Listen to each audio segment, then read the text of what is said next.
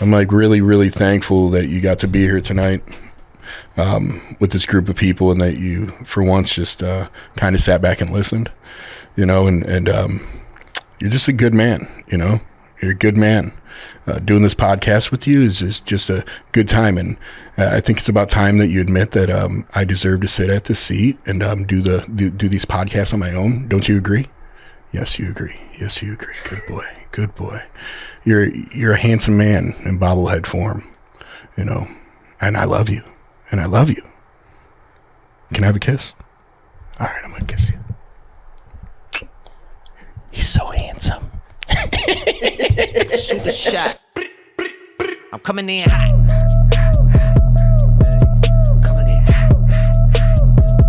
Hello and welcome to Full Belly Podcast. My name is Juan, and I am your host tonight because Mr. Matthew is not here. This is our first episode of season 2, and I've brought some amazing human beings, and I cannot express to you how inspired, motivated, and supported I feel sitting in this room right now with all these gentlemen. And the first person I got in here, obviously, I'm going to introduce my best friend. He's my bestest friend. We got a lot of really cheesy pictures. Hopefully we can put those in right now when we edit. This is John Kendrick. Hi, guys. Hello, John. Hi, John. How you doing, John? I'm John, and I'm good. You just said you're John. I'm John. Yes, you're John. Am I John? You're John. I'm John. Thank you. That's my best friend, Juan. It is. We're John best and friends. Juan. Yes. J and J. Dude, I'm so stoked to be doing this Yeah. and to be back and for us to be settling into these chairs and get things moving again. It's been a while for me. Yeah. A year Yeah. since I've done one of these with you. Yeah. So I'm Last- really excited. Last time we were going off on Mike about his wristbands. You remember that, Josh? You remember that, Coven? So Josh Coven's over there. You can't see him, but he's our cameraman, and we're killing our good friend. Cut my life into pieces. This is my last resort. Yeah, Robin Good time. Kroger's. Yeah. That was great. Yeah. Shout Well, out, Mike. Good to see you, John. I'm glad you're here, brother. Yes, thanks for And having me. sitting next to him is my good friend and somebody that's super, super influential and creating amazing things in our community. And this is Chris Everett. How you doing, Chris? I'm good. Thanks for having me. Dude. Super excited. Yeah, man. Super stoked to have you here, man. Super stoked. Appreciate everything you're doing. Chris is with an organization called The Gap, and they are absolutely amazing and So offering good. so many good things to our good. community. Appreciate you, brother. Appreciate you. You ready to get wild here tonight? Let's do it. Talk about whatever? Whatever. All right. Anything. Let's do it. And over here across Chris, we got Andrew. Hello. Hello, Mr. Andrew Masters. Good to be here. Yeah, man. Such a blessing. How's life treating you? Life is ups and downs and all arounds, but good. Yeah. Life is good. Yeah. Super good. It's Dr. Masters. By Dr. Sorry, Dr. Masters. Yes. What's your high point for the day, Andrew? My high point for the day was connecting at home, connecting with my girl. You would say that. That's Yeah. so good of you. Yeah. God, that's so good of you. I love him. That's what I'm talking about. Right? That. That right there. Yeah. And how about you, my other friend here, Mr. Brian Herrick? How's it going, Juan? Everybody? Hello. Hi, Brian. Hello. How are you, brother?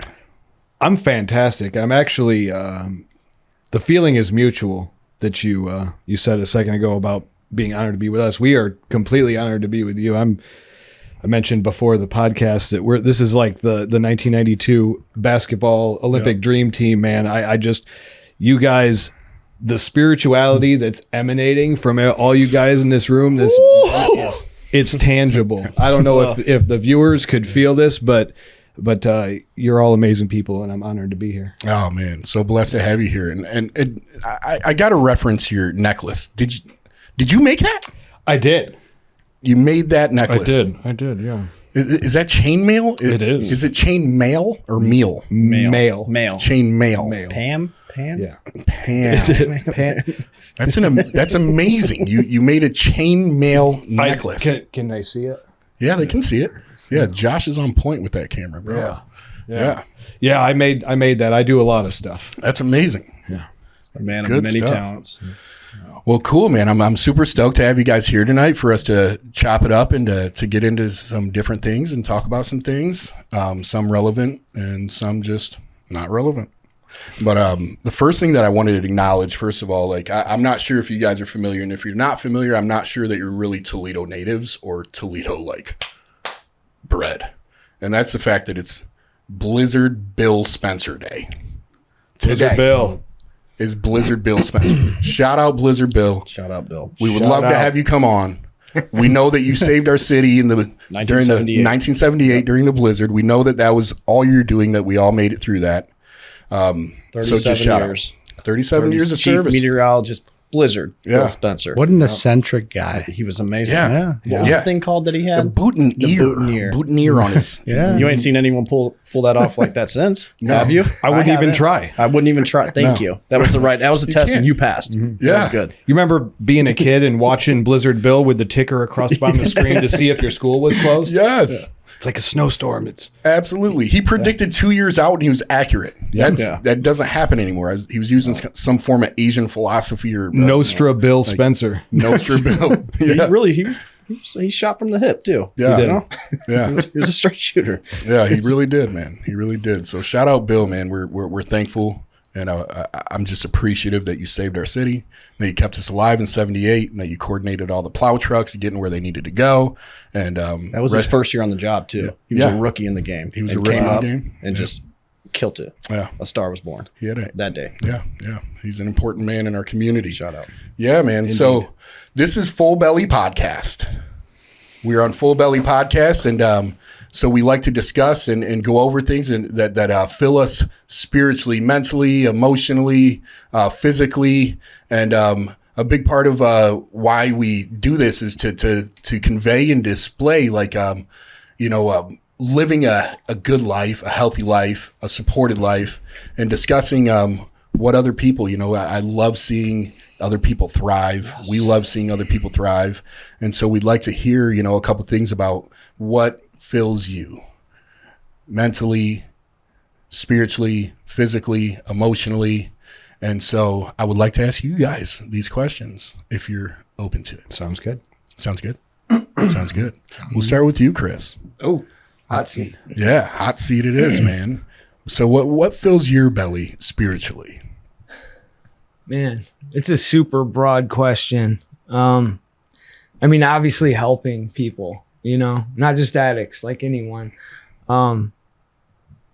That's how I, got here. And it starts in the smallest, kind of most meaningless place, right? That we're not really paying attention to, whether it's holding the door for somebody or whether it's scooping somebody off the street. It all has a ripple in the pond effect. So helping others, I pray, I meditate. I really get spirituality through physical activity as well.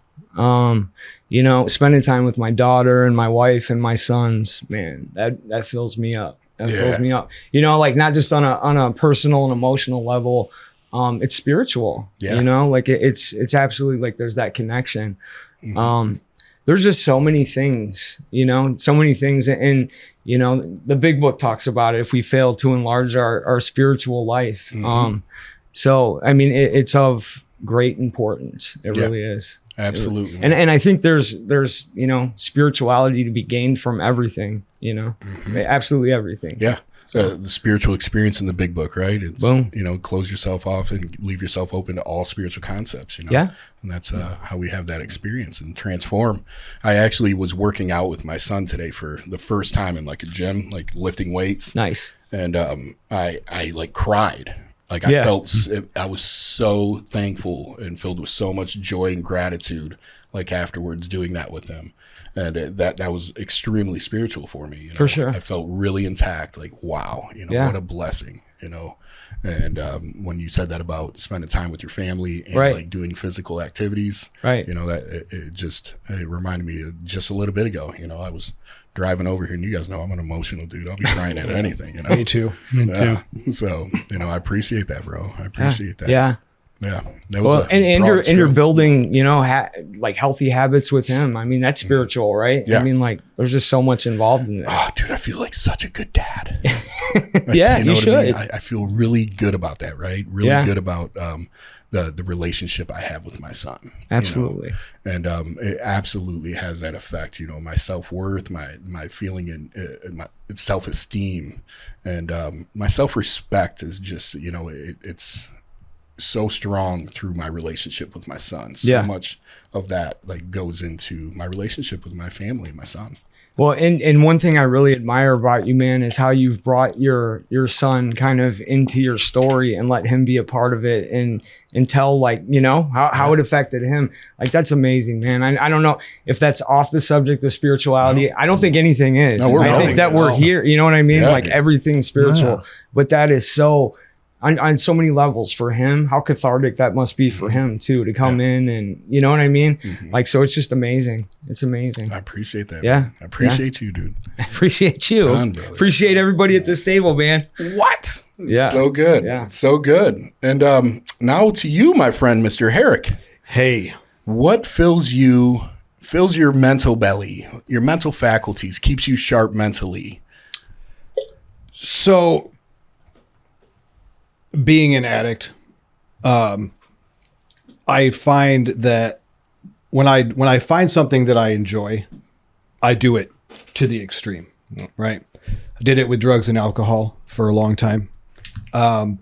Today, I've kind of turned that around a little bit, and I've used some of that to my advantage. Now I can get a little carried away sometimes still, and then, that's where good friends and good sponsorship comes in. But if I find something that I'm interested in, whether it's improving myself intellectually, I dive into it. If it's a hobby or something like, my chainmail, for example, I do a lot of things. I dive into it, man. And I want to learn how to do it. And then I want to learn how to do it better, psychologically, like with therapy techniques and things like that. I'm just always learning. And that just keeps my brain sharp, keeps me occupied, because being bored is dangerous for me. But that's what I do. Yeah, I admire that about you. The way you self-evaluate, and it's very clear in anybody who encounters you or has interaction with you that you're aware, you're evaluating, and you're considerate. You're considering a lot of different things, and you can see that in just how you treat people. So, transferring that over to like how you operate personally to bring that, like, of course, and your work ethic to make that a priority is evident in the way that you live your life. And the way you model that is so important. Like you said, sponsorship and people around you, friendships to call you. Inherently, what I see from you is a natural call for me to elevate as an individual. It's very clear that you work hard, to keep your mental faculties sharp, and that's something I deeply admire and appreciate about you. Well, I appreciate that, and I do try to do that. I try to model it. I try to promote it. Those around me, not only do I want to get better and be better and learn new things, I want everybody around me to have that same drive, that same motivation, whatever it is, whatever you're interested in, go for it. Yeah. That connection, just improvement. I heard a long time ago that recovery and really life in general is about moving forward. There's no moving backwards, or there's no standing still, rather. You're either moving forward or you're moving backwards. Absolutely. Right. So I choose to move forward today.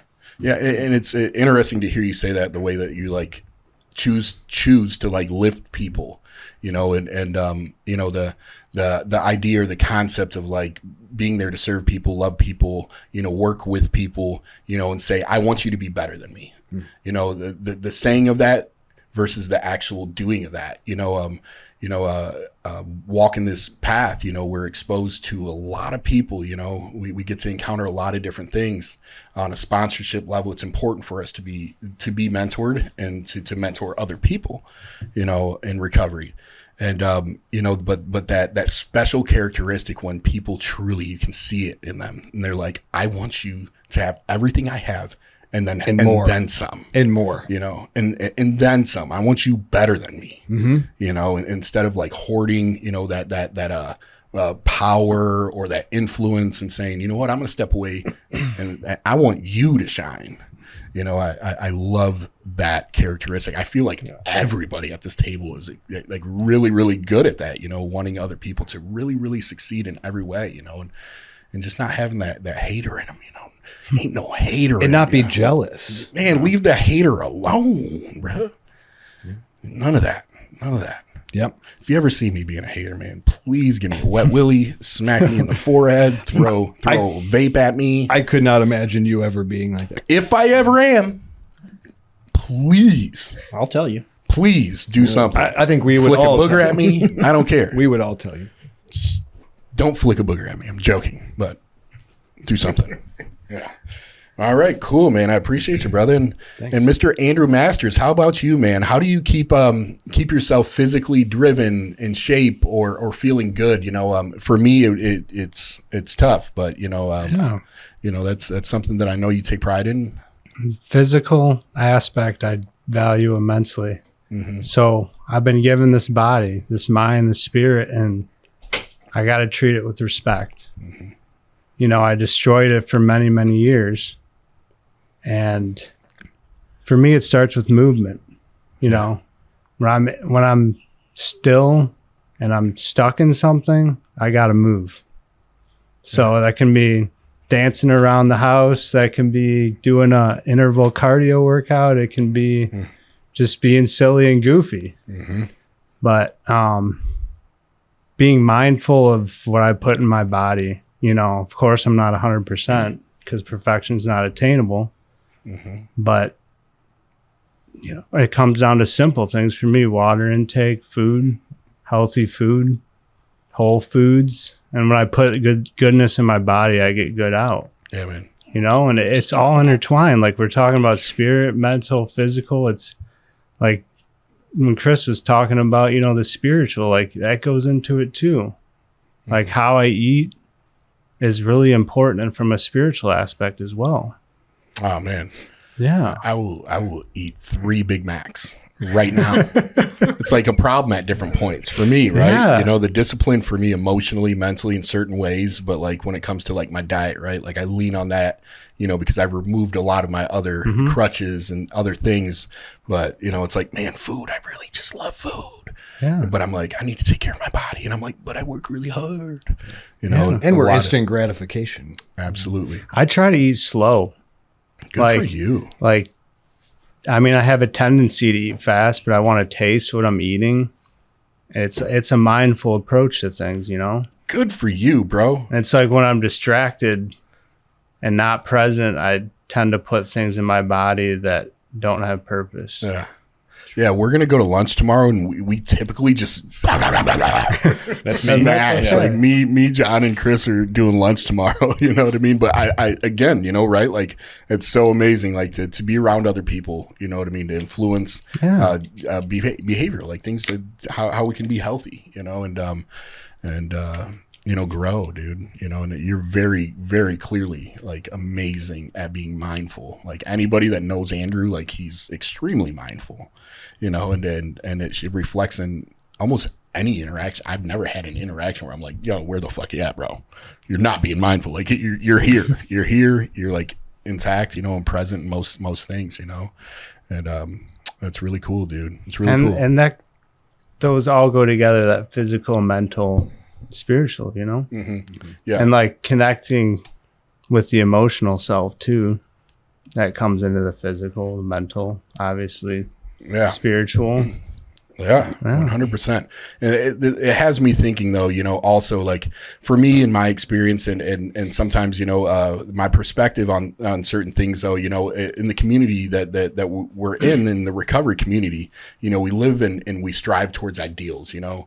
There's a striving posture for us to be mindful, aware, and to improve, you know, and like the idealism, right? Chasing the idealism perspectives and certain things, and the perfectionism, like you said, you know, and, you know, it's like, yo, we got this program and this book and we can do this and we can't, you know, like I thought about it, like for me too, you know, like learning to accept and having room for grace to like come into my life, you know, and for me to have a relationship with grace for the periods of time where maybe I'm not like where I should be, you know, where I want to be. I shouldn't be shooting on myself, you know, but, you know, having that room for grace to live, for progress, you know, I think about the progress, not perfection, you know, which has been huge for me, you know, and, you know, that's a big thing in my life, is trying to convey to other people too, like, you know, and taking that myself, which is like, yo, isn't progress good enough? You know, or is it? Or is it? It's a mindset. It's a perspective. Is progress good enough? Yeah. I suppose that's an inside job, really. I mean, if I feel good where I'm at, but I'm still hungry for more, then yeah, my progress is always good enough. But if I take a step back, then no, because that's not progress. Yeah. So I would say, yeah, any progress is good progress. I remember back to early recovery when 24 hours was a big deal for me. Yeah. You know, getting my driver's license was a big deal for me. You know, getting a job and you know, not calling off even if I didn't feel like being there, and all those little things, that was a big deal for me. So, and that was progress compared to who I was. Right. Maybe normal people that wouldn't be a big deal to them, but it was to me. So I think it's personal. Absolutely. Absolutely, man. What about you, Andrew? How do you feel about the whole progress take? Progress for me is a mindset. So it depends on how I determine what progress is and what that looks like in my mind. Yeah, point of reference. Like, so a point of reference is I'm staying sober today, but today that's not enough, you know? And progress from an emotional standpoint has ups and downs. With a connection standpoint, it has ups and downs. And when we connect with ourselves and tap into our intuitive selves, progress comes naturally. Intuitively know how to handle situations that used to baffle us. Read my mind. Yeah. And I, you know, and I touch on this, you know, a lot because I think everybody in here, in some degree, within the microcosm of our community, you know what I mean? The thing that we're in, you know, in the recovery community and addiction field, you know, the perspective, right, for the newcomer, that a day is a big deal. There's progress there, right? The job is a big deal. And then, you know, the mentorship and the sponsorship, right, where just something kind of naturally happens, where whether we want to or not, where we end up high on a pedestal, maybe, you know, even if we didn't put ourselves there, you know, or if we did, you know, and for me, I've found different times where, whether it's me putting myself there or feeling like other people have put me there, and I've made choices that weren't necessarily agreeable, right? I felt ashamed. I felt guilty about certain things that I might have done, or upset with certain decisions. And for me, like that self-loathing, self-deprecation in that, you know, and for me, those were like such big lessons, you know, and like trying to embody like humility, you know, and being able to like connect like back on an eye level, or come back down to honesty and truth, because, you know, they like, I feel like there's an energy that can exist between, you know, the people that we're walking beside, or sponsoring or serving, you know what I mean? Where maybe it stops from being here to here, you know what I mean? And to come back here is where like it seems to flow like the best. And I feel like all of us at this table, especially, you know, really try to meet people at eye level, you know, humility. Yeah. You know, try to really incorporate humility into our lives. But nonetheless, you know, it is something for me, like, you know, I've found myself again where I have to be like, yo, I'm just a dude. Like, that's something that I tell myself a lot. I'm just a dude. Just a dude walking through life, trying my best, trying to love people and help people. And I'm going to fuck up along the way somewhere. You know what I mean? And hopefully I learn from that, you know, and, you know, that progress piece is important for me to like have points of references in relationship to the people we're serving and walking with. Like, man, you have progressed.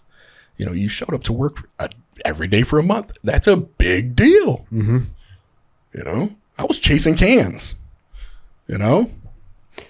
Crazy. You know, I have somebody that I'm really proud of that celebrated a year sober today, and I was thinking about it. And I told him, I said, that's awesome, dude. I'm so proud of you. But on the flip side of that, rather than looking at you didn't do something for a year.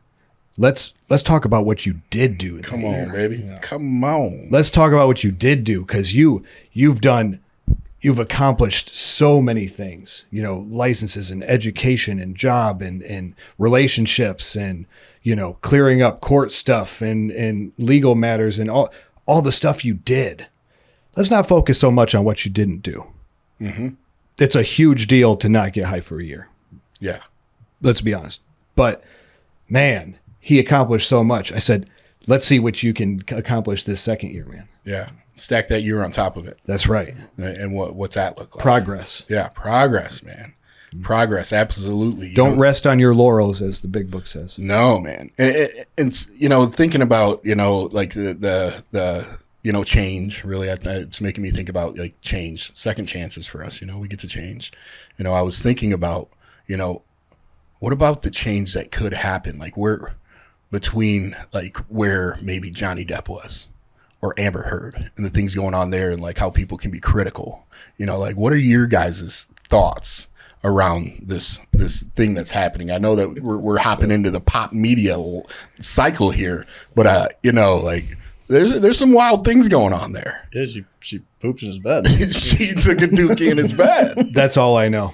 That's it. I don't pay attention to that stuff, to be honest with you. I wish someone would love me so hard to poop in my bed. And that's I do. I do, Abby. Yeah.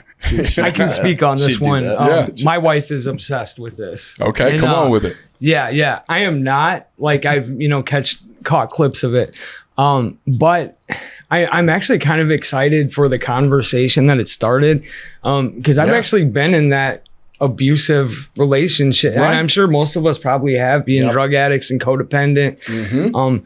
And like I've been told that by a woman, no one's gonna believe you. You know what I mean? And that sucks. I don't care like how tough you are, like, you know, she's right. Like, Yeah. you know what I mean? Like I've had, you know, my butt handed to me, you know, by a woman before, you know, because I wasn't fighting back, and that's a whole nother story. But if you stay in it long enough, you will fight back, and yeah, I've you know, suffered the consequences of that. But I see it all the time. I see it all the time, and I know you guys do too. Yep. That'll be the first thing that pulls somebody out of treatment or recovery or out their square period is a relationship, male or female. And they're just horrible enmeshment, entanglement, toxicity. It's horrid. It's horrid. But as I was saying, I just like that the conversation started and it's kind of being brought to light because it's super important. And so like, and I'm sorry to take over here. No, this is great. No. Please go, and brother. Kind of like in the beginning. So this would have been the mother of my children. Very just toxic, abrasive. You know, we fought hard, we loved hard, whatever. But it was messy. And I, you know, I stayed in it because kids were involved and I thought that's kind of what you were supposed to do. Right. And we like needed each other to get, you know, oxys because that was that time. Yep. And just stayed in a horrible mess. And you know, she probably broke my nose. I bet you she broke my nose 3 different times. Wow. Until the day where I finally hit back and I caught a DV. And, you know, and that wasn't exactly the start of my criminal career, but it was one that really messed with my head because I, you know, like we always hold ourselves to like the code of the criminal or the streets. Right. Like I don't put my hands on women, you know, and man, I defy anyone who's getting punched in the face for a year, getting cigarettes put out on your face that you're going to hit back at some point. Yeah. So, I mean, the best thing to do is walk away. But I stayed in my addiction and really like went down that rabbit hole, you know, struggling with the thought of, you know, I'm going to be labeled, you know, a wife beater or whatever, you know. That was really, really tough. So I say all that to say, like, I'm just happy that the conversation's happening. I think it's important. And I think there's going to be people who use it to, you know, justify crap. just like anything. But I also think that it's going to bring things, to light, like it should be, Yeah. And that's like really like I perfectly like segued into like where I was hoping to go here, on different levels, which is like, for you, you said that you got caught up in a relationship that was unhealthy and abusive physically, mentally, emotionally. And after so much time, like you put your hands on a woman, and there's huge stigmas that come with our actions, and the choices that we make or the lives that we lead. And for instance, that, or even Amber or Johnny, whoever is like the aggressor in the situation or whatever it might be. But like the story for redemption, right? Like we're looking at the media and it's always so critical, you know what I mean? And in my head, I'm looking at it like, it saddens me that their relationship unfolded this way. And it not only saddens me because we're looking for a right and wrong here, instead of a solution and a problem. Right. Yeah. Like, where's the problem? And what's the actual solution here? Because the truth is, like, this is going to have serious repercussions on both of their lives, and somebody's going to lose this case. Yeah. And that person's gonna, for me, I'm super dualistic in my thinking. Yeah. Good and bad and right and wrong, whatever that might be. Like there's room for spirituality and spirit and something to flow in there. And redemption is always what I'm after, whether it's for myself or seeing the victory in other people, rise to the occasion, in that situation. But like unhealthy relationships in our community, like that, like what we're seeing on the media is like common in our community. This is every day. Every day. Like trauma and crisis is normalized in our lives on a daily basis. Yeah. And the people that we're walking with, somebody dies and it's like, man, rest in peace. I love you. Like, I'm sad. And then it's like inwardly like swallowed, like, oh yeah. Right. Yeah. And then until it's calloused out because people don't know how to heal through these things. Yeah. It's really difficult, like trying to help people form and create healthy boundaries to be able to live in healthy relationships. Like, how did you guys learn to form healthy relationships and to sustain or maintain them? Ooh, trial and error. That's it, dude. Right. Trial and error. And actually it got a lot easier, when I got clean. For sure. That was the first step, but if I'm working to be a better person, one, I'm not going to treat a woman with disrespect, with violence, with anger, with hatred, because I'm actively trying to be a better person. And two, I have enough self-respect to not let it be done to me. I mean, that's really it's a crazy phenomenon where people get into this toxic relationship and for whatever reason won't leave it. We have kids. I grew up in a household where my parents did not like each other very much. In fact, not at all. And but they stayed together because of us kids, and they would fight. And honestly, I think it was probably worse that they stayed together than if they would have separated, and I had moved out. I was living in California when my mom called me and said, your dad and I are getting a divorce. And my response was, about time. Yeah. The Cali boy. I don't have to be with an unhealthy person to be a good father. Yeah. Right.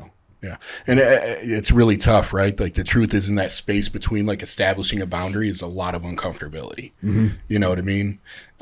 Which like, like the romantic side of like the goal isn't necessarily displayed properly within how we experience or feel, and like for me and Chris have extremely similar stories and experiences in regards to the people we were with, the mother of my son, too, and like stepping away, the trauma bonding and the entanglement, like you talked about, and those things, and like the piece, right? Like the value, like I will really value a person or a relationship or an idea more than I value my experience personally, you know, or the health and wellness of the collective.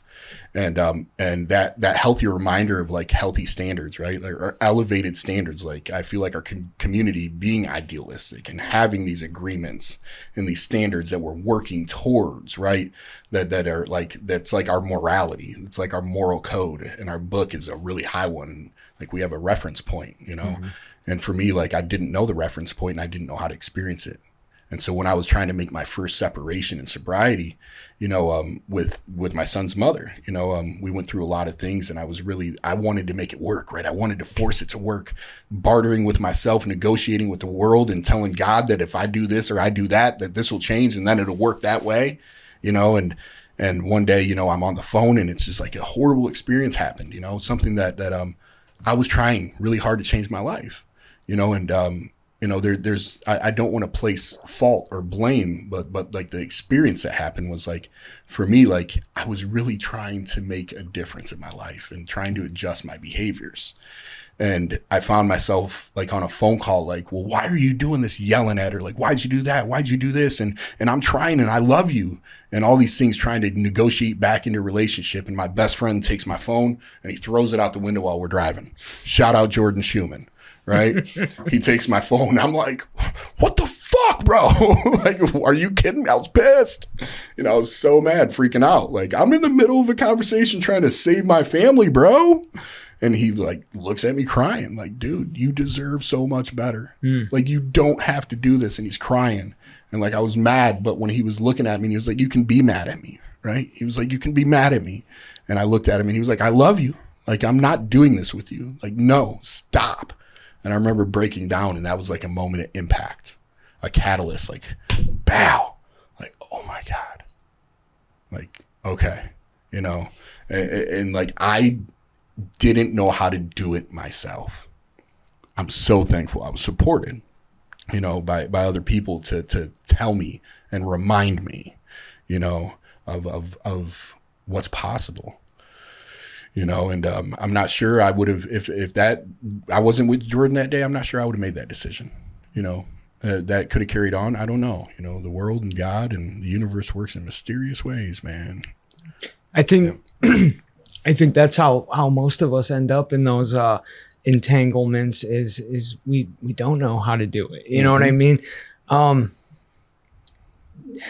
When we get clean, you know, and we're working a program, we no longer need to be validated by outside things, right? If we're working a program, you know, it's just, man, I see it every day, and I'm sure you guys see it every day. Oh, yeah. My first call today, my first call to action where I was out, I was pulling someone that probably everybody at this table knows out of the woods because they chose to run off into the sunset together. They made it half a mile. You know, half a mile. So I get reminders, you know, every day. And I'm sure you guys do too. It's just, it's just the insanity of it, you know? Like, nobody can save you. You know what I mean? This is it. It's you and God. That's it. Right up. Yeah. I think that's really tough for us in early sobriety. I know it was for me. I had been in and out, and my MO was always to link up with some female. And I was so miserable with myself and just needed that validation from someone else. Like that's the one. She's going to fix me. We're going to be happy. And these like grandiose visions of what life is going to be like with the girl that I just met in detox. And I made a promise to myself when I did get clean that I finally realized that I was never going to be able to have a healthy relationship with another human being until I developed a healthy relationship with myself. Absolutely. And when I like put that together, I took a step back and I spent a lot of time just not alone. I was with people and I was socializing and I was doing good things, but like romantically, like that my eggs were in no baskets. They were going into myself, if that makes sense. 100% makes sense. Yeah. Absolutely. All the baskets in your basket, and all the eggs and all that stuff. Yes. Yeah. I was the same way too, though. You know, it wasn't just drugs and alcohol. drugs and alcohol wasn't the problem. You know, that was just a symptom of my problem. What I've learned is that I was trying to fill a God-shaped hole inside of me with women, with drugs, with validation, with trying to seek acceptance. And none of it fit. It wasn't the right puzzle piece, you know? And, you know, I'm thinking that another part of the stigma in this country about men is that we're expected to know how to do everything, right? I only knew what was taught to me. I was taught how to be a father by my father, who, although he did his best, wasn't the best father. And I turned out just like him. You know, I didn't know how to be in a healthy relationship because no one taught me. And it needs to be brought to the attention of everybody. I wish that I could scream it from a mountaintop that it's okay to say, I don't know how to do this. Can you help me? You know, and it's the same when I encourage people to go out and get a sponsor, you know, it's so hard to ask another man for help. Well, you know, you had no problem going over to the Cherrywoods or wherever and asking a complete stranger where dope's at. Yeah. So why is this so hard? Yeah. To ask for help, to be vulnerable, to say, I don't know. Can you show me? Right. And it took, I was a child when I came into recovery, and I needed a group of men to show me how to be a man. Yeah. Yeah. I think it's interesting that you say that too. It like stirs me up in a way because like there's a lot of different ways of doing things, right? We have all these different ways, and we have like the most common path, which is 12 steps, right? In sobriety, like the most common path is 12 steps. And sponsorship, you know, and there's like this energy between who you are and where you're at and what you do, right? To how that evolution can occur. But I think like language is extremely important, you know what I mean? And for whatever reason, we're inherently fucking hate to be told what to do. You know what I mean? Like we just fucking hate it. Like go talk, like you gotta get a sponsor. I'm like, fuck you, bro. like consequences have shaped me far more than like guidance, you know, more times than not, you know, learning things through experience and trial and error, like you said. But for me, you know, it was that path, you know, where, you know, I was desperate, like sober, right? Had 3 girls pregnant at 3 months sober. You know what I mean? Like I was that guy. Validate me. Right. I don't have a soul. So please tell me where yours is. And can I have that, you know? And that's like really what happened, you know? And within 48 hours, like I'm getting calls and multiple calls, and it's like, I'm pregnant. Oh, we'll figure it out. I'm pregnant. We're going to figure it out. I'm pregnant. We're going to figure it out. And then I'm like, shit, I don't know if I want to stay sober, but I do want to stay sober. And me being like going to a old staunch ass AA meeting and being like, yo, step 6 was actually happening. God working in motion, whatever, the universe, right? The mysterious ways. And the first thing that comes out when they're reading is like, this is a step that separates the men from the boys. And I was like, oh shit, I'm a whole ass boy, you know? And I got to hear the experience of all these men, you know? And I was like desperate. Like I have to figure out. Because I knew, like, if I don't, I'm not going to stay sober. You know, I'm not, first and foremost, I'm not going to stay sober. And so I need to figure out how to shape my character. And along the way, though, you know, I dove in 12 steps, right? And walked through the 12 steps. And I've grown to, like, meet a lot of other people who don't necessarily work a 12-step program, who are healthy. And take the same principles into their life. And a lot of those principles, I think, really do start with mentorship. Yes. You know, mentorship, sponsorship, mentorship, leadership, fellowship, right? You know what I mean? And that's where like the language part, right? Because I can sponsor somebody without sponsoring somebody, you know, without being their sponsor, right? I don't got to be your sponsor or claim your sponsor to actually sponsor somebody, you know, to walk beside somebody and try to like pour my heart and character into guide, right? And I don't have to like outwardly express like, hey, this is where you're going to end up. I can mind fuck you, trick fuck you and say, oh, look what we just did there. We just learned about pride. You know what I mean? And oh shit, after the end of this 3 months, you said you have a relationship with something greater than yourself. Maybe you call it God. Maybe you call it whatever, but you found something. Right? And I think I'm a perfect example of that. You are. And why are you a perfect example? What happened? I would love to talk about that with you. I I guess I don't want to get into too much detail, and I'm not here to take shots, but I was very impressionable early on in my sobriety. We all are. No doubt.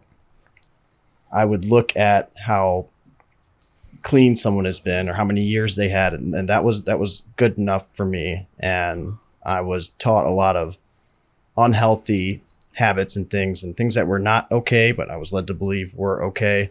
I had to be taught how to. When I had met you, this is what we talked about at this meeting a few nights ago. Like I had a decent chunk of time sober, but it wasn't enough for me, and I was getting to a point where I was starting to question, what type of man do I want to be? What type of human do I want to be?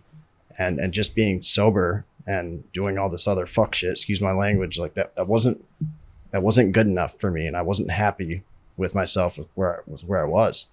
And you are my mentor. Like you walked with me and showed me a lot how to be a better man, a better human, you know? Mm-hmm.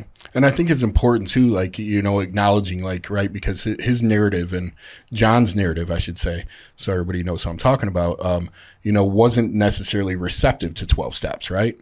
And so does that mean that, like, how do I then be creative in bringing the principles and that into somebody's life that deserves to have like wholeness and wellness and health in their life, you know, without me being like indignant or self-righteous about what that means, you know? And I remember like John had such a hard time with spirituality, still does, right? Like he still like tries to navigate and figure it out. But, you know, at that time he was really into like physical, like health, you know, and like pushing himself physically, and that's how he'd tap in, you know, and he'd get really high on life, and he'd push himself mentally, and he was finding his mettle, you know, and sitting on a couch with him one night as we're forming our relationship, and like it's like a super impactful part and moment in my life where it's like changed my life. Yeah, it's so important, you know, like I think about it and it makes me like feel so like, man, it opens my heart up in a big way.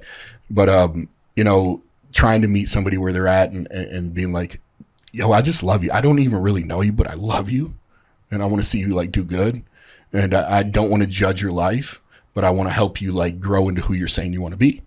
I have some experience with this and not boasting or speaking on that, but asking questions, you know, and for him, he's like, I don't know. I don't know how to identify with God or spirituality. And I remember asking him as we're sitting on our couch, and he's at like in the middle of like making a big transition in his life and saying, you know, what happens when you're running and you've ran 12 miles and like your legs want to give up, your lungs want to shut down, your mind's telling you to stop, and your body's agreeing with it. Like, what is that little thing inside of you? Like, how do you keep pushing on? He's like, I just keep going. I was like, why? What's it sound like in your head? You can do more. I remember him saying, you can go more. You can do more. I was like, well, what's that thing inside of you saying that? You know, and I'm like, I don't want to label that for you, but whatever that is, that's what we're talking about here. That thing that lives inside of you that doesn't agree with your mind or your body lives outside, and we don't really necessarily know what it is, but it clearly exists. And I remember like that moment, like it clicked for you, like, oh, what is that? Yeah. You know what I mean? And just like going into that relationship and just saying, okay, man, let's run. Let's That was walk. a new page in my life that night and that day. Yeah. And it's like important too, like in mentorship and walking with people like that day, you know, like, you know, we're talking about like rights and wrongs. Like, this is his life. I don't know what's fucking right for you exactly. Like, I don't even know where your agreements or your standards or values are. Like maybe I should try securing your confidence by just saying, I love you.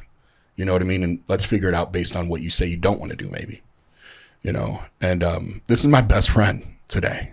You know what I mean? It's my best friend, you know, and what a beautiful way. Like, there's no, like, that's the best catalyst and way to like build healthy relationships, in my opinion, you know, is to give yourself freely to other people. It was foreign to me. Yeah, you were fucking weirded out by because, it. yeah.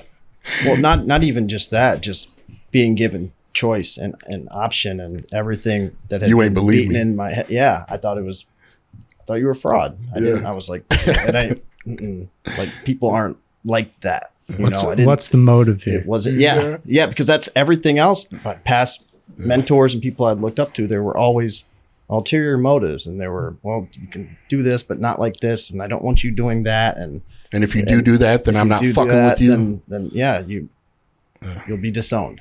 And it was like, I don't want that because I need that. I need you, and then to get a completely different tune from someone like him, and where it's like, you know what, like I support you and I love you, regardless. Yeah, and a lot of things clicked that night. It changed my life. And it was like, okay, that doesn't make sense. That's not everything in my heart was like, walk away from that and go over there. Because I'm here. The truth is, we're all negotiating in relationship, right? We're all negotiating with each other how to be in a relationship with one another. Like, really, whether it's a big dance and a negotiation process. Like how do we work together? You don't like this, so I won't do that. This fucking makes you mad, and you made me mad, so I'm going to do that. Whatever, and like figuring out how to dance with one another through life. And it's scary. Yeah, following your heart at times when inevitably it's going to lead to some crazy change and things are about to really pop off and shake up in your life. But deep down it's like that. Maybe it don't make a lot of sense, but that's what I needed. That's what's right for me. And that's what I'm going to do. Yeah. And communicating boundaries, communicating boundaries and teaching them and modeling them, right? Like, how does that look? Like, whoa. I love the ability to be able to just be honest today and not be afraid, whether it's with you, my dear friend, or my wife or my kids or my parents, whoever it is, to just be honest and not be afraid that if I tell you something that you're not going to like me, or, because everything revolved around, how I already thought you looked at me. Pride completely. Yeah. Acceptance, afraid to say the wrong thing because then you were going to laugh behind my back. The self-actualization that I've achieved has helped me to just be honest. Isn't that the tip of faith and trust in God's like spear, like honesty, right? Like, absolutely. If we just operate honestly and trust, like, man, this don't feel too good, but I'm going to roll with it, because it's universal law, to be honest. And do I fuck that up sometimes. I mutilate that shit. I do my best. Yeah, I do my best too. Yeah, no doubt about it, man.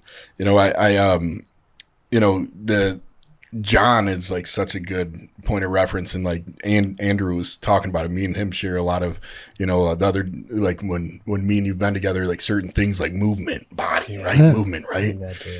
And moving around, like getting things out, right? Johnny. This man got dance moves, bruh. I got a couple, literally like two. But. Yeah, but when like pride can get in the way of so many things that we can enjoy about life, And I just appreciate like Andrew will be like, "Yo, I gotta move," you know what I mean? You just gotta move with it. Just gotta dance around. Yeah, and like, what does that do for you? You know what I mean? It's the freedom to be myself. Ooh. It's like and comfortable. Yeah. And like it comes down and the honesty with self, right? That's where it starts. Like tapping in. I don't know. I'm a big body person. I tap into myself. Like I'm noticing how I'm feeling internally in the moment and kind of sensing what that's telling me, Mm-hmm. Yeah. It's all connected, right? Yeah. Mind, body, spirit, parasympathetic dominance and sympathetic dominance, right? Yeah. Like we're getting into some real woo-woo, wah-wah shit right now. You know what I mean?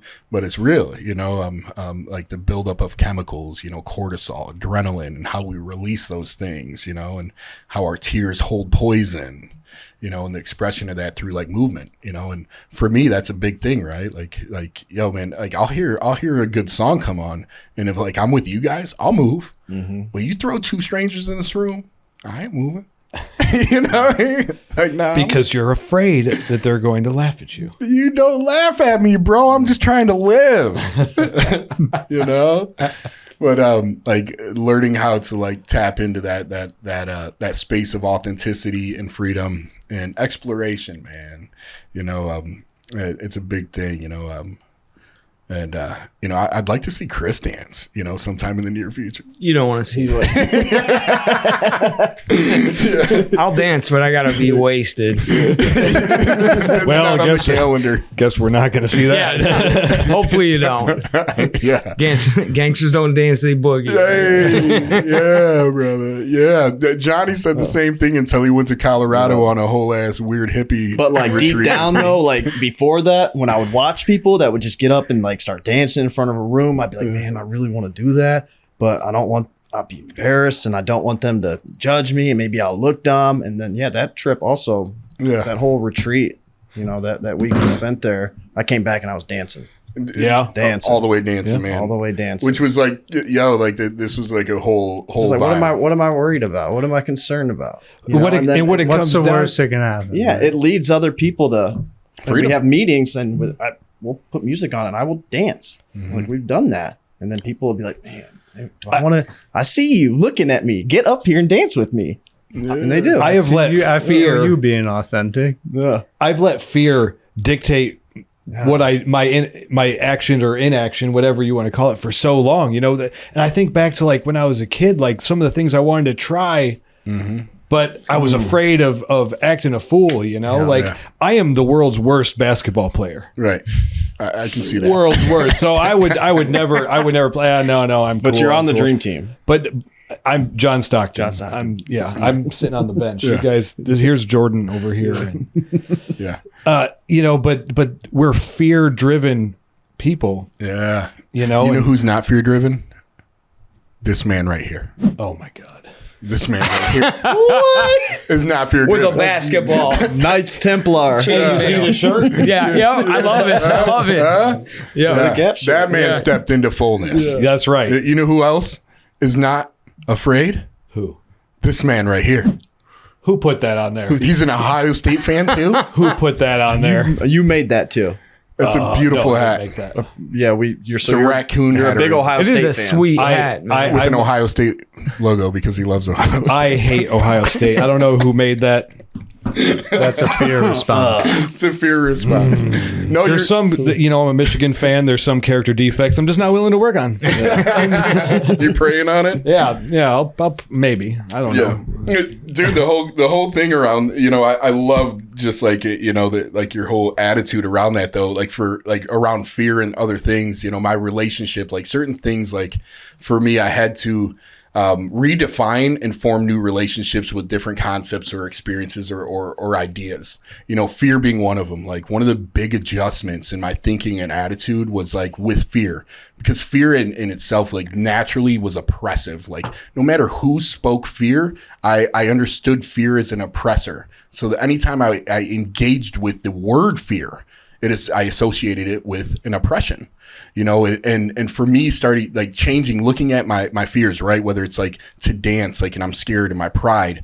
But when I thought about it underneath it, if I had a desire, that really my fear was disguised as it's an invitation, right? It's an invitation for me in certain things, right? Like I'm scared to get hurt, and really there's if I go into a relationship with somebody and I'm like, you know what, I don't know if I can trust you, or I'm scared that you're going to hurt me. Like underneath that, I feel like there's an invitation for me to explore what the possibility of love is underneath it. Right. Oof. But my relationship to pain and to fear became super oppressive, and like trying to, like, for me now, I try really hard, like we're going woo woo wah wah again, and that's how I prefer to roll. But, when I started changing the relationship I had with fear as something that's naturally inherently oppressive, to actually something that is so big and inviting that it challenges me, right? Mm-hmm. Like, yo, who the fuck are you? And are you going to step in, dog?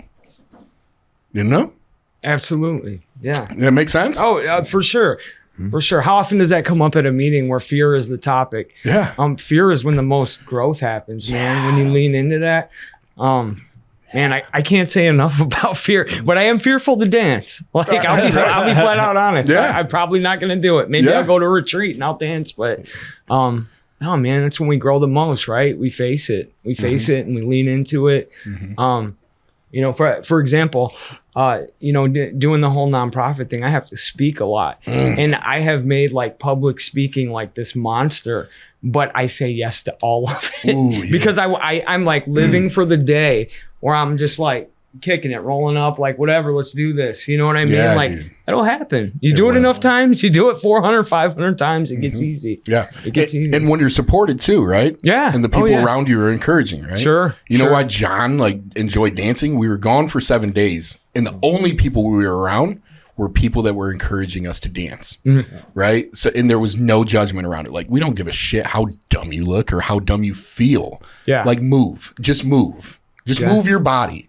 And 7 days of like people being like, yeah, that's fire, right? When you're just like, Yeah. Right, There was a dude. dude dancing on a tree like Yeah. 30 foot up. The first No day joke. I was like, man, Juan, I don't know if I belong here. I don't think I fit in with these people, man. Like, he I don't sat us know. down like so my mentor. Where you at? Burning Man? What is going on? Yeah. Colorado. It's Yeah. way in the so mountains. so shout out BC Cerna and Gosh. Pursuing Purpose, a great group of people, another organization that's dope, man. Some people like we're so blessed to walk with people like in So good. you know, the nonprofit community and other things that people do. But yeah, man, it was really dope. We were in the mountains in Colorado, dude, and like we'd start each day with silent disco headphones on, Bluetooth headphones, and we would all be linked to the same music, right? And we'd go through these paths into the woods, right? And it was just to get the heart racing, the body movement, right? Working out, but including dance, right? And so everybody, you can't hear anybody else. You can hear music, you can see them, but no, like you're not talking. So all we hear is the same music and Whitney Houston, like, I just want to dance with somebody, right? It's just bumping, dude. And you see 30 people dancing. Like after 3 days, you're like, okay, let's go. Yeah. I'm feeling you. And then next thing you know, you see some dude 30 feet up in the tree, like no joke, like doing a Tarzan dancing in a tree. And you're like, this is wild. It was wild. But John was like, I don't know if I belong here. Sat me and my mentor down like, I just I said, don't hey, know. can I talk to y'all? real quick?" I pulled him away from everyone else. Like, oh, I don't know if this is for me, man. Yeah, man. And we were like, you're now, little fella, if you want, Yeah. you can set this one out. Yeah. I said, no. You want to take a I nap, don't, Bubba? no, I don't want to do that. Yeah, dude, it was really cool, man. So over the course, man, of like those like that was just like super breakthrough stuff, which I hope we can start to integrate into our community here, right? Like including different ways of doing things, right? Like inserting new modalities or supporting like different approaches, right? A new approach to an old problem with what's coming. Whether I don't care where it's at, what it is, but what's the need? How do we meet it? You know, and getting creative around like how we support and develop programming and ways for people to heal, man, or to transform. You know, True connection. Too, yeah. man. Real. Everybody here is innovative at that in their own right. Everybody here tonight is innovative. You know, Chris, what you do with the Gap, man, like every city in our country needs to have something similar to that. You know, how many people, you know, as an organization, you know, I would like for you actually to just chop for a second and tell us what you do before I fuck it all the way up, because it's your baby, not mine, you know? Yeah, no, man. Thank you. First off, it's an honor to do it, man. It's an honor to do it. Yeah. So I run a nonprofit called The Gap Toledo. And we offer addicts in transition an empowered place to, I'm trying to think of my mission statement. We offer addicts in transition a safe place to make empowered decisions about their future. Boom. There we go. Yeah. Man, there's so many cracks in the system, man. I've experienced it on both sides of it, and I'm sure a lot of you guys have. Coming up, you know, being a junkie, I never had insurance. Like all through my time, I never had insurance. I really didn't have people, you know, that had my back. I didn't have money. Like I was hard up, and I was really good at burning bridges, and it was really hard for me to get help. And you know, the landscape didn't look like it looks now. You know what I mean? There wasn't that many options. So if you burned your bridge somewhere, it's not like you could really go a whole lot of places. You know, there was a few places to go. You know, so I got to experience it that way. And then, you know, coming on the other side of it, I never like set out to work in treatment. It was a complete accident, man. Like, so I got sober at the Salvation Army, and I ended up as a houseman on a fluke, I can remember going in my first day and I was just talking mad shit about the houseman. I remember the houseman they had. I'm like, man, who the F comes to treatment and stays after? And like, you know what I mean? Like, I didn't want to be there. And I didn't plan on staying, but I did. And to graduate the Salvation Army, you have to get a job. Like, to graduate, you have to get a job before you leave. So I got a job at the first place that was an easy place to get a job, and it was a restaurant. And I was going into washing dishes, you know, 34 years old, going back to wash dishes. I'm like, oh, what a bummer. I put all this work in. I love that. You know what I mean? And the day before I was supposed to start, I ended up getting offered the houseman position. The houseman was like doing coke and passing meds, and it was just a whole thing. But I got into it, and I fell in love with it. Like, and it was like second nature. I mean, you know, like, we've all done this to death, right? I've spent more of my life being a drug addict than, you know, anything else. So, and I'm sure you guys, you know, have too. You know, that we're just sitting around all day, you know, thinking about ways to get high, ways to get money to get high. Like, that's all it is. So it really takes one to know one. But I got in there, and I had to kick out people a lot. And I can remember thinking, man, I wish there was some place to send people, you know, instead of out to the street. And I mean, it literally happened in every place, you know, that I worked. It's just part of it, man. I mean, you can't let people hang out after they're, you know, exhibiting bad behavior or getting high. But I've watched it just, you know, it's not, I don't know. I'm not blaming a system so much, you know what I mean? But there's cracks There's in a flow, it, right? And I've watched just an inordinate amount of people perish in that gap. And I'm like, well, let me do something about this. And you know, it started probably 4 years ago, 4 years ago.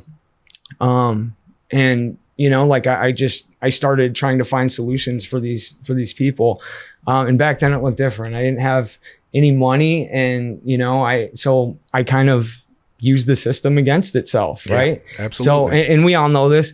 The catch-all is the psych ward. You ain't got a place to go. I'm gonna kill myself. Pink slip. You end up in there. Yeah. So, and I'll probably catch some flack for saying this, but I would say it's the truth. Yeah, it needs to be said. And I would say it 100% in front of, and I do say it, like, you know, to other providers and people I'm working with. Look, I'm trying to take the pressure off you guys, you know, instead of filling the psych wards up with people who might not need, you know, mental health and really need more like a place to stay and some treatment, you know, treatment geared shelter and some resources. You know, let me build something. And you know, just in the past year, I've been able to you know, do it full time. And man, it's turned in. So one of the hardest questions people like, so what is the gap? You know, what do you do? And it's super like comprehensive, man. Yeah. I mean, and you guys know, because you've worked with me in it, and you guys have experienced it. And I don't know, I'm just really blessed and honored to be able to operate. It's super cool, you know, like it's really, you know, I was thinking about it, a ball, like, right. Like when, like we're going downhill, you know, and that ball's catching momentum. Right. And there's momentum that's happening. Like if somebody gets discharged, whatever the reason is, right, that momentum's going. And usually there's nothing going to stop them except for the bottom, you know, and what you do is stop that momentum. Yeah. You know, and you offer a place for them to stop, right? Okay, let's stop right now. We don't have to do this.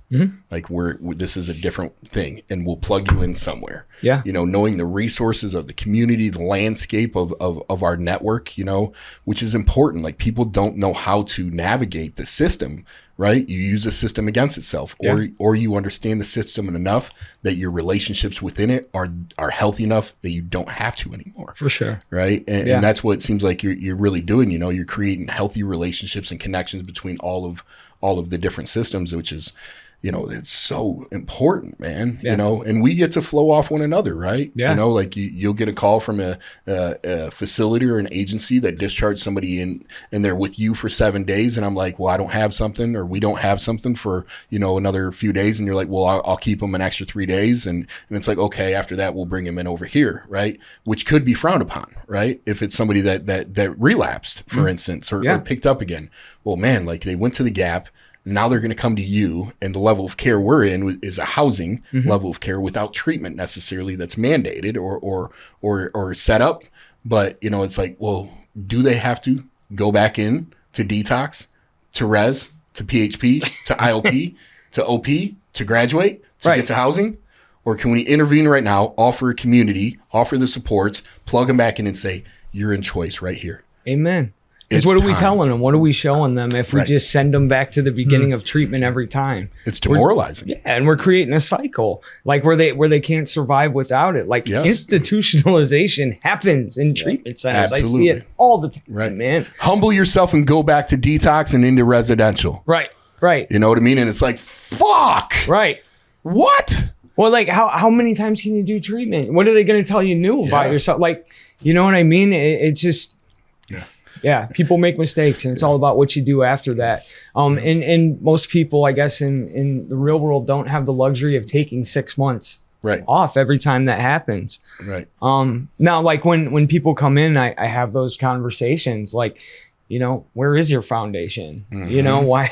Wait, you know, and I if love that. Yeah. I mean, like I love when we talk to people together. Man. Yeah, I mean, like you got to have the hard conversations. But I mean, the easy ones aren't doing any good. You know, I'll give you what you need, you know, and most times that's probably not what they want. It's not going to feel good. It's not going to feel good. But man, 9 times out of 10, they come back and they're like, man, thank you. You said you got to have the hard conversations because the easy ones aren't working. That's a bar. Bars. Yeah. Woo! Tell him, Josh.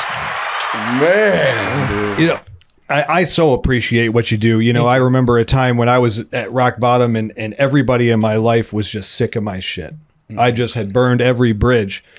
And if I were in that situation where I was stuck in a trap house and I desperately wanted to get out, or I had made a bad choice and you know, snorted my Wellbutrins in treatment housing and got kicked out, you know, like what options do we have? And when we talk about the dimensions of wellness, environment is at the top. So important. Because if I'm in a bad environment, my chances of success, of recovering are zero. Correct. Absolutely zero. Nobody, the dope man is not going to say, hey man, you're really messed up. Like, come on, let me put you up in a hotel. And no, he's not going to do that. You know, so it's so needed what you do. And this city is so blessed and honored to have you doing it. And you're right. Every city in this country needs to have that. Truly.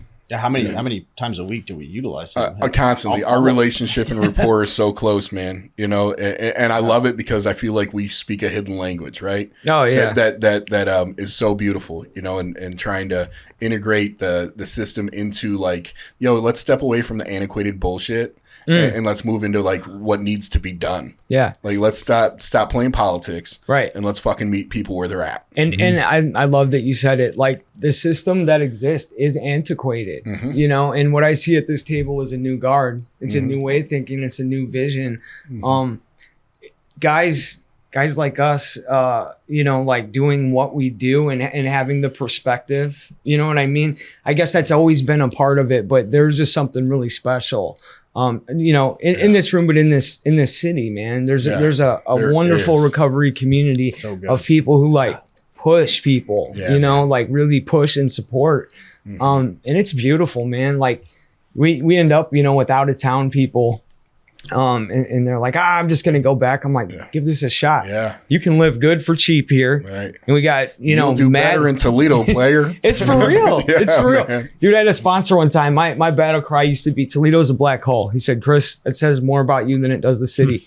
Absolutely right. Absolutely right. Yeah. That's all I could see. All I could see was bandos and dope and hookers. Like that's it. Man, I'm going to take that turd and polish it up, baby. Right. Yeah. Yeah, man. And it like, you know, it like you're right. The table is like so awesome, you know, and like from the perspective, like you know, where you're sitting, Andrew, you know, as somebody who provides therapy to people, you know, you're tapping into them mentally, emotionally, spiritually, you know, in different ways, figuring out their needs, right? Trying to peel back those layers and to be able to help them understand themselves, and for you to be able to steer and walk with them as well, you know, gain their confidence and their trust, you know, and what an important component, like it's so necessary, right? Like we come in and we're fucking like drowning in traumas and like guilt and shame and self-sabotage and like circumstances piled on top of each other. And then we have Andrews, we have you and people like you that are like help people decide to like make sense of priorities, you know, and to like do that, you know, and from the position you're in as somebody who's like trying to figure out like ways to break through to people and to help them like find wellness at that like first touch of really, you know, you're trying to really be like, yo, we got to do something here in your heart, you know, trust me to open this guy up, you know, because we got to do surgery on you, you know, like what is your take as somebody that's in your position and with what you do, you know, what do you feel like works for you, you know, really well, and what do you feel like there's some improvements that could be made within the field? Yeah, I think I love what Chris said, you know, safety, you know, that's where it starts in the clinical setting too. Like just bringing about offering an open, you know, empathetic environment for people to confront their past. So how I see recovery is healing from the past to build a purposeful future in the now. What? So More bars. Bars. Give him a shout out with the hand clap. So therapy is largely seeing who I was and coming to terms with that. And confronting things that happened in the past, these patterns, these, you know, these negative patterns that a lot of them started in childhood, you know, early in our lives, these failed attachment patterns, like we weren't shown love, we weren't shown how to live. And we store a lot of these experiences, we store these memories. It's very trauma based. So I don't use substances, I don't destroy myself if I value myself. Why don't I value myself? Well, things happened in my past that led to that pattern. So to me, it's the field's moving towards trauma based, because that's what it is. When you peel back the layers of the onion, things happen in the past. Yeah. I was hurt. That's why I'm hurting myself now, you know? Yeah. I mean, not me now, but that's why I was hurting myself. That's why I was destroying myself. I didn't understand that. Yeah. And you're so intuitive, like you spoke earlier, you know, and your feelings really, like being somebody that's in close proximity to you, like it's very clear that, you know, your feelings really guide you, you know, and that's a beautiful thing, you know, and I think about, like, you know, the mental health, right? Unchecked, undiagnosed, you know, unchecked mental health, right? Like in a space where it's like, okay, man, like we got to dive into your history, right? We got to dive into your narrative. But on top of that, we have this mental health component that's like smashing you down, right? That like these things that happen as a result over time, you know, and I think one of the things that's really like, you know, where is the space and the connection between the mental health, which like the chemical imbalances that could be happening, and the influencing and factors that contribute to it, you know, and are we going to diagnose somebody with a mental health diagnosis? And is that going to bring on a medication that's going to support them, or how do we treat them mentally and emotionally, you know, to be able to have like a sustainable thing where they're really pressed in, you know? Like for me, I feel like I was improperly diagnosed a few times, you know what I mean? And because of that diagnosis and the medication that I did become, that I ended up on, like I had a really hard time being able to, for one, connect with myself because of how my experience as a result of the side effects. And for two, because I leaned on the medication to cure what was happening inside of me. Mm-hmm. But then there's people that it's like, no, man, like this person really, like they have some things going on, right? There are those less fortunate, right? And they're not at fault, you know? And how do we make that happen in a community or a society that over medicates and over diagnoses? To me, that's a good question. To me, there's a lot of loaded concepts in there, right? Come on, baby. So we see things as separate too much. So like the addiction separate than the mental health, like to me, that's an antiquated understanding of it. So there is a biological nature to mental illness. There's chemical imbalances. There's patterns that develop. There's a lot of different things that develop from the biology. Yeah. And what works for one person at one point in time might not even work for that same person 6 months from then. Mm-hmm. But I think the diagnosis has its place in helping you understand and get treated from a medical perspective. Yeah. Which is often very important. It's very case specific. Mm-hmm. So like it's got to be a systems approach like we're talking about. Yeah. And the mental health has to be met with, you know, honesty, empathy, openness, where I can be open and honest with my providers with where I'm at in that moment. It's like, and it comes down to, and it's like an honesty, humility thing too. Like I need help, and like help along the way from a mental health perspective takes different forms. And, you know, and therapy and the medical route can really help you understand, you know, when you might be feeling disconnected more, when you might be reacting to a medication, if it's having too much of a sedating effect, or if it's keeping you from growing into who you're meant to be. I know that's kind of vague, but no, it's great. Just being, you know, it's very case specific, individual specific. And the diagnosis do help with putting understanding to the problem, and coming up with a medical solution. But the therapy comes in, I don't know, the therapy to me is more all encompassing. You know, you look at the mental health and you treat the overall person. And I don't know, I keep it very simple. Yeah. I mean, I try to go into therapy each session. I don't know anything. Yeah. So I'm going to be present with this person, and I'm formulating kind of an understanding through a mental health perspective based on diagnosis, or just based on what they're presenting with in the moment. Yeah, absolutely, man. That is so good, bro.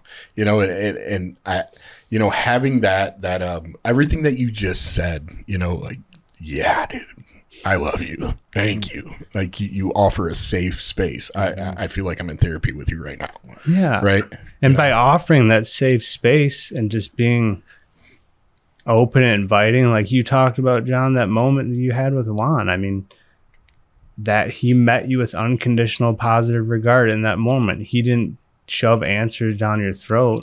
He let you be you and grow into you in that moment, and the connection unfolded. And that's passed along. Man. That's how I approach anyone that I'm trying to help today. Oh. And then so forth and so forth. Like and he had a mentor, you know, and he got that from someone. Like, I feel like that's why it's going to sound cliche, but like the culture of the community and what we're really, really trying to establish with our people here it's so important. That's what allows someone that might make a mistake and get kicked out of a certain place, and they really don't need to. I don't know. Just cut out. They don't need to go back and start all over. They need to be loved, brought in, and taught, mentored, and shown the way. They're safe. They're safe. Yeah. They're brought in by people that are doing it, and they thrive. We have so many examples of that.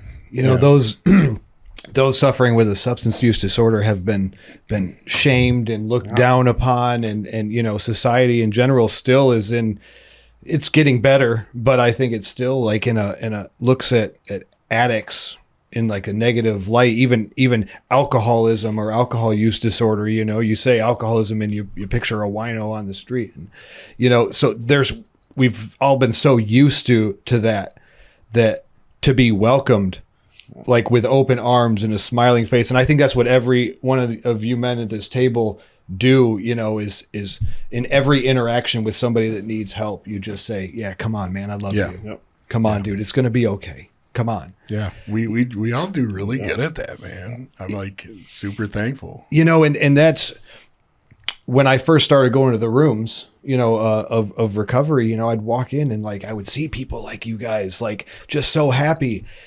And early on, I'd be like, I'm not drinking that coffee because there's something in there. Fucking weirdos. You know, but now I get it. Yeah. I get it, you know. It's so important, man. It's so important, that first interaction with somebody, just to make them feel loved, whether it's in an office, in a therapy session, or at a meeting when a newcomer, you know, walks in with his head down. You can always tell who they are, you know. When they shuffle in, or when you get a call, you know, that somebody needs, you know, put up and help finding some more treatment, you know, that's spiritual to me. Come on, baby. That is spiritual. Hey, how do we get to the top here, brother? By sticking with those at the bottom. Man, we get to the top in this field by sticking with the people at the bottom, man. And we pull them back up. We walk with them. We do whatever we got to do, you know. It don't even take much. It's nah, man. I love you. I value you, and I want you here with me. Like, I think the act of grace can be so underestimated. Truly. Just showing. And so like, that's what we call the house, is Grace House. And I mean, that's what we offer, man. When you give somebody, you know, grace, like who like has made a poor decision, like, you know, they might feel like they're not worth anything, but like you're inviting them in to a home setting and being like, you know, you're worth having a nice bed. You're worth, you know, feeding. You're worth a second chance. Yeah. And you know what? It's not lost on me. They're probably going to need a few more chances, most of them. Right. But I'll be there. Yeah. You know what I mean? Progress. You'll be there. You'll Plant be there. the You'll seed. be there. Yeah. This is not a one and done, man. Yeah.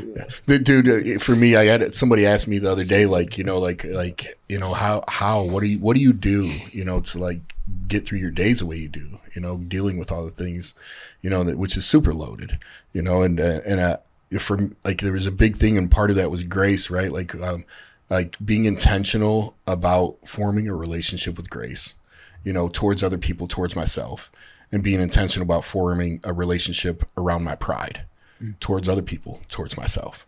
You know, the awareness around those two things, you know, because they're you know, grace is just, it's so soft and elegant and beautiful, you know, and pride, you know, those two live together in this weird space, you know. Just hearing you talk about that, right? Like the thing that gets in the way for me most, you know, self-centered fear and pride, you know, from me extending and receiving grace, you know, is when self-centered fear and pride get in the way. You know, I'm afraid that I'm going to lose something that I have, or I'm afraid that I'm not going to get something I want, you know, or my pride is going to say, I'm scared for you to see me, you know, and those things like really like have my whole life up until sobriety and like, you know, all the beautiful grace came into my life in many different ways, you know, and opened my heart and eyes, you know, to find some authenticity, to thine own self be true, for me to find out what's true to myself, you know, and to walk in that fashion, you know, and I see a lot of that around our table. You know, we all like have these, you know, like if you look around, like we have a lot of differences, you know, just in the way we present, you know, as individuals, you know, the way we dress, the way the interest, like you're a blacksmith, you know what I mean? You like to do this, and Andrew works out a lot, and he's very intentional and mindful and slow and deep in like a breath, you know, and Chris is, dude, you're like edgy in your approach and your thinking, you know, and you've been through a lot, and like we have these differences, but there's like this very clear common denominator that exists and flows between us, you know, that man, It's called love. it's called love, baby. Yeah. You said it. Yeah. Yep. Yeah. Yeah, dude. When you were talking about John, you know, struggling with the spirituality, I was like, well, his higher power is love. And that's great. It's okay, Right? man. It's awesome. 'Cause You that- can build on that. Yeah, dude. Yeah. Absolutely. Yeah. Absolutely, man. You know, and you know, that whole part that we just jumped on, you know, and thinking about with like Andrew and certain things and what you do and as a therapist, and like for me, a big thing with the people in this room in particular, you know, is trying to create an ecosystem, and that like what we talked about before, a culture, ecosystem, is symbiotic, like flow between the things that we're doing and being intentional, and allowing goodness to create, you know, what that is, you know, because the community we live in, you know, is supported by industry, you know, and the industry can override the community that we live in and the services that we're hoping to provide, you know, and challenging the system is not something that's looked upon, you know, with a lot of grace, you know, but it's really cool when the people that have really given themselves to it connect and do some real fucking like Transformers type shit, some real like Power Rangers connect my arm to my leg to my like, and then we got these things like, yo, man, we're here and we're the ones who do this. And the more that we come together and communicate and like across different systems and employments and agencies and say, how do we make this thing happen? You know what I mean? Man, that's what I feel like we're doing. I'm super like thankful and proud of you guys, man. And hopefully it becomes like infectious, like, you know, as people start to. It is. How can it not? It is. You know, it's like the greatest pyramid scheme in the world. It is. Recovery is the greatest pyramid It scheme in is. the world. Yep. It's happening right now, man. Yeah. And the momentum behind it is so big, and the people around us know that it's happening. If you're involved in our community and you're invested in our community and your eyes are on our community, you know things are shifting. Oh, yeah. Right? Things are 100%. happening. Right? Yeah, there 100%. isn't like how like momentum's happening, bro. And it's like, look, man, like let's figure it out. Right? Let's take a look behind this curtain here, you know? Yeah. And like make some things happen, man. Fucking wild, dude. What a wild time to be doing what we get to do. Oh, for sure. And the more voices that are in, we're so loud, they're gonna hear us. Yeah. And they are hearing us. I mean, you know, Yeah. They hear us. They hear us, bro. and it really doesn't have to be a fight. It really doesn't. I mean, all we have to do is be effective, and that's what we're doing. Yeah. That was the goal from day one. Let's do something that's effective. Yeah. Yeah. And one of the elephants for me, a big one was, you know, like, you know, for me, I have it's not a typical way of operating or doing things in regards to the system, you know, that we live in, you know, ethically, you know, it might challenge some of the things clinically, you know, and I've been able to navigate and steer around that because I contract independently and I do things and I set things up in a certain way. So I don't have to, I get to do, but I'm really fucking effective. Yeah. You know what I mean? But like, there's people like, man, like dude's a liability. Yeah. I'm like the fuck I am. That's Like, a fear response. Right. Yeah. Like, man, I'm just out here creating goodness, bro. And like, there's been times where my pride's hurt. Like, man, dog, like these people are my colleagues and my peers and I look up to them and they have great titles and statuses and they have tons of like efficiency around them and productivity around them. And I'm like, I don't fucking fit in with these people. But then it's like, nah, man, fuck that. I know this is right because I'm not doing anything wrong. Like what I'm doing is caring and loving people and being creative about how that happens, you know, and if you guys think that's wrong, then fuck you too. You know what I mean? I agree. Like, let's figure out how to like make this space like a more effective way of like doing things, man. Yeah. You know, and, I'm here to say that, you know, I'm here to say that, you know, and if it is fuck you because we don't agree and you're like coming at me that way, that doesn't mean I don't want to be in a relationship with you. Mm-hmm. That just means that I'm not going to change my truth. Mm-hmm. It's not fuck you as a person. It's my truth is important to me. And your opinion about my truth isn't as important.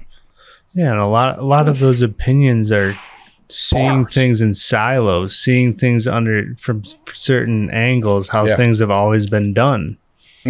Like that space, that clinical space, you know, there's confidentiality. There's a lot of things to go along with that, but there's room for creativity. So much. I mean, this response we're talking about to addiction is not just one thing. It's a community-wide, system-wide response. It starts with the individual, the family, the group, the whole community.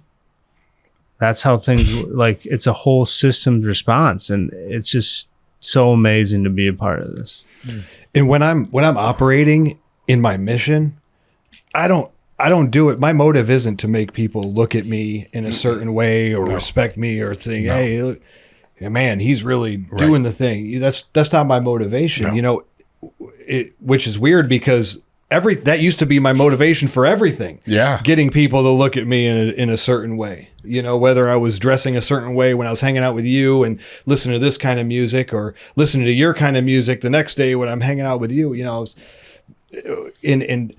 the funny thing is when I'm on my mission just to help people, you know, that the byproduct of that is people start to notice us. Yeah, dude. You know, they start to notice us. These individuals who, I'll speak for myself, you know, people would have just said, hey, look at that junkie, that you know, piece of crap junkie. Now, I just want to tell you this story because this was such a spiritual experience. I've had so many spiritual awakenings in my journey. This recently, I don't know, maybe it was the end of last year. I was out at a court at a local municipality and doing some outreach work and stuff. And I got invited back into the judge's chambers to talk about, you know, the program and what we do and all that stuff. And I'm saying, yes, Your Honor. Yes, Your Honor, you know, like out of respect, like I'm trained to do. And this judge said, you're in my chambers, man. Call me John. Yeah. I don't know if that like gives anybody else chills, but like a judge to tell me to call him by his first name, that's insane to me. You know, it's like when I walked out of the courtroom after a judge gave me full custody of my daughter. You know, man. I think that was the first time I ever walked out of a courtroom not in handcuffs. It is such a spiritual thing to be in this mission. And I don't even call it work. Yeah, dude. It's not work, man. This is a mission. Yeah. You know, and I love what we all are doing and the notoriety that I see. And I really fully believe that we're going to change lives and change mindsets and change this city and eventually change this country and change the world. Man, come on, baby. I'm with Amen. I'm with it, dude. Yeah. I'm with it. You know, we're really fortunate. I appreciate you guys, man. We're pushing, you know, things on time right now, but what a beautiful night that we got to have here, man. I thought that we were gonna die. I had a bunch of things that we were gonna laugh about, but like I said, we're gonna flow. Like we just ended up flowing through a bunch of things and said a lot of things that needed to be said, I suppose, right? It wouldn't have happened if it didn't. If it didn't happen, it wouldn't happen. I think we probably only scraped the surface. Too. Truly. I think we were getting warmed up. Yeah. I know. I could say, Josh, we've been on a couple 3-hour podcasts. You know what I mean? And that's a beautiful thing about this one. You know, is you know, hopefully we can continue to have more of these together. You know, and conversations. Maybe make a little series with the group here, or certain things. You know, and for us to just be innovative and also to support one another. Again, we all kind of have different positions, right? You know, with the same mission to love, you know. With that being said, you know, I would like it to encourage everybody out there listening, you know, if you are struggling and in any way with addiction, whether you're a family member, you're an individual that you're actively using, that you reach out, you ask for help, you make a connection to somebody. You know, for us here at TR, you know, you can call us on our lifeline, which is 419-561-LIFE. We can help you in any way that's available to us. All the resources that we have at the table, everybody here would be willing to help. You know, Chris at the Gap Toledo. You know, for anybody that's finds themselves in a situation where they're in transition or they get discharged or they don't know where to go. You know, Chris can help you. He can plug you into resources. And we just appreciate our whole community. Other providers out there, we appreciate you as well. We would love to network, link up, have honest conversations conversations and figure out how we can create innovative solutions to any problems that exist in the community we love serving. Thank you guys for coming out. It's been a blessing, an honor. I'm so full right now. My belly is full, bro. Yeah, man. All right, man. Well, we appreciate you. Peace out. Love until next time, brother. Yeah. I shoot a shot. I'm coming in hot.